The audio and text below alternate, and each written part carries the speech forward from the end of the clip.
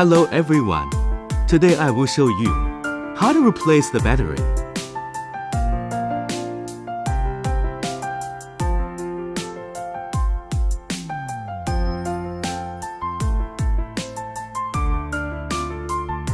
Place the new battery in the battery compartment.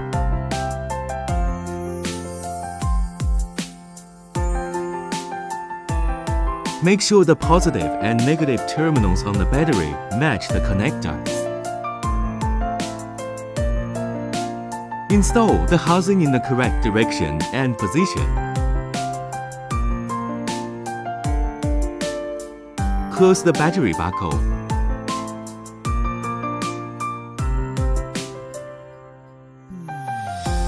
Power on test to check if the battery is working properly.